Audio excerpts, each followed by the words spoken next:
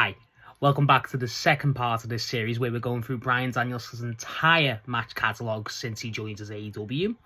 And last time was his debut match against Kenny Omega at Grand Slam.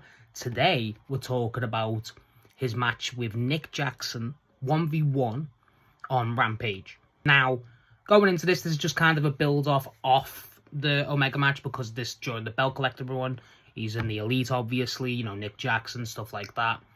So Bryan's just basically taken on this. I don't know if they announced the next match after this yet, and I'll talk about that at the end, because it plays into it, believe it or not. But I didn't know if that was announced beforehand.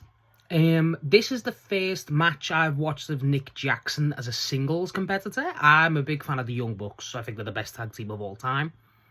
And Nick Jackson's an excellent hot tag guy, so I was looking forward to going into this, just to see how Nick handles as a singles guy, and I wasn't really disappointed at all. I thought they portrayed that excellently. So going into the match, the crowd was hot as soon as they heard Bryan's music.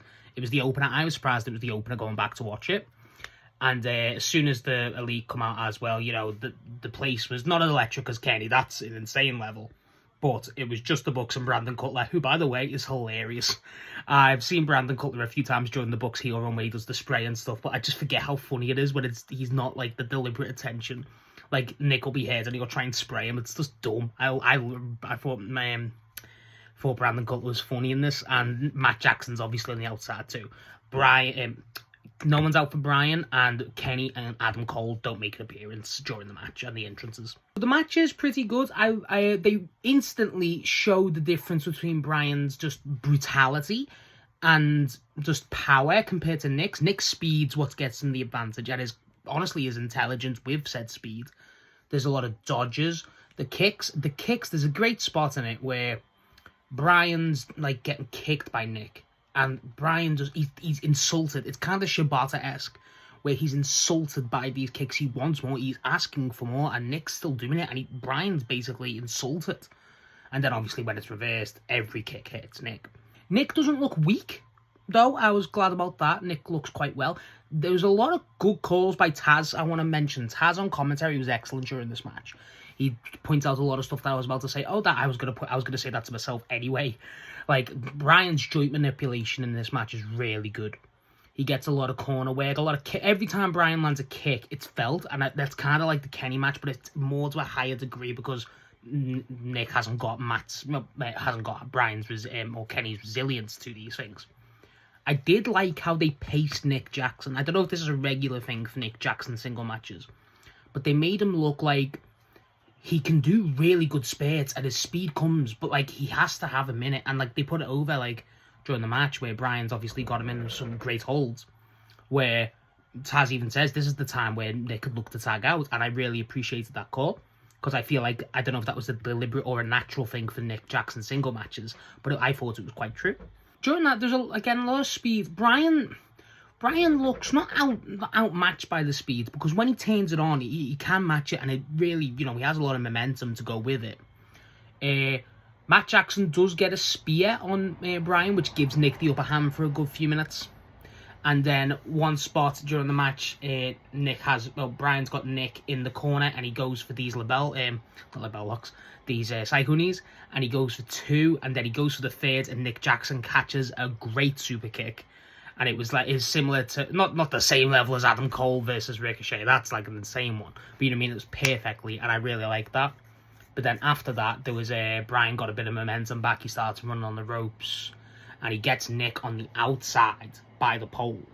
And then he goes to do the body kick, and Nick Jackson ducks out the way, and Bryan just straight up volleys the pole, which obviously takes him down for a bit. It continues on, a lot of great holds. When it's the kicks and the chops, even the chops, Bryan looks a lot more stronger than in the Kenny match, which, again, I think that's just due to the caliber of opponent.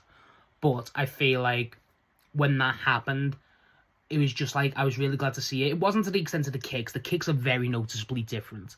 Like, Nick's were more precise, but Bryan's across the body. There's a part when he has Nick in the ring, and he has him kneeling down, and he goes for the body, then the body in the back, and it looks brutal. Like, this is the most Bryan heel he looks. Most heel Bryan's looked since, obviously, AEW's only 2 matches. This is the second.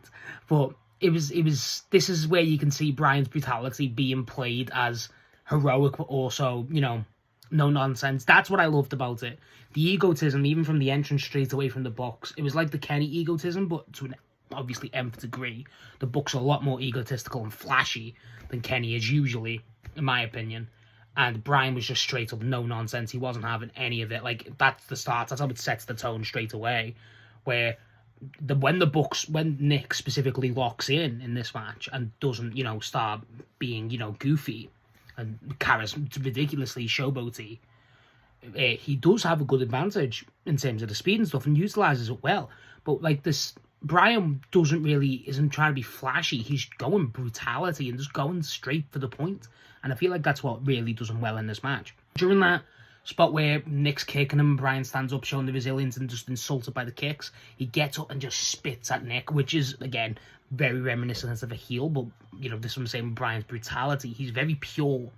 The joint manipulation, stuff like that. He's very purebred technical wrestler, and he's like old school. Obviously, he's the greatest ROH champion ever, in my opinion.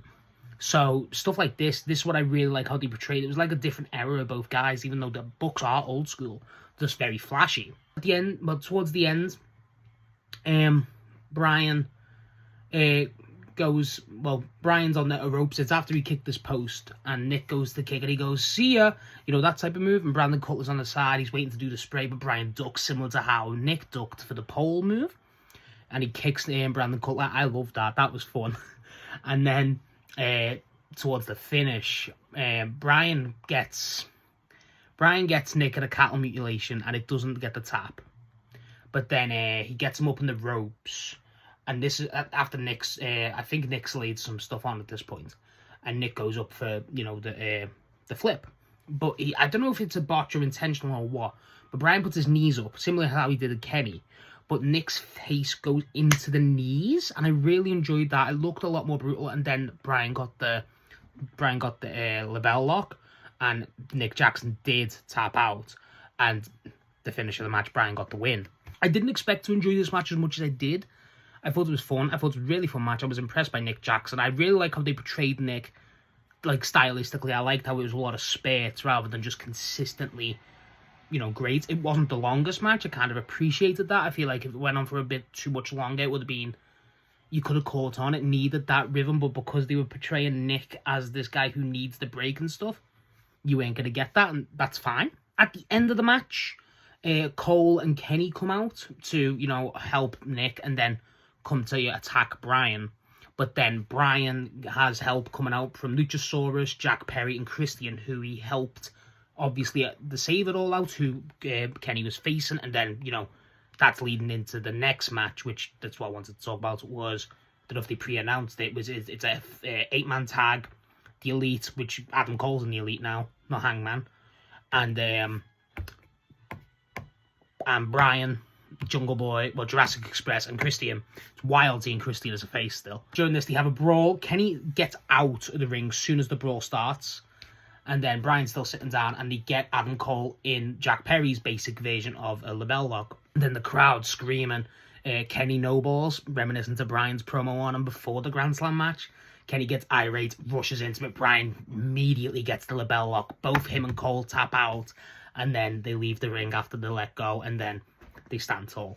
So, yeah, I actually really enjoyed this one. I didn't expect to not enjoy it, but I enjoyed it more than I thought it was. It was an easygoing, laid-back, fun match to watch. It was a lot of energy. That's because it was the opener, maybe. But it was a lot more fun than I expected. I enjoyed it. I enjoyed seeing Nick Jackson as a solo guy. I want to see if they portray him like that during his normal single matches. But I liked how they did it, and it was a good match. It could have easily just been a very, nothing match just to set up the 8-man tag next week. But they actually went out the way to make it a bit of an effort to a decent one-on-one match, which I really appreciated. The character work by the Young Bucks in this is good. Bryan too. And yeah, the next match is the Dynamite 8-man tag between the Elite, Jurassic Express, Christian, and Bryan. So we'll be looking at that next.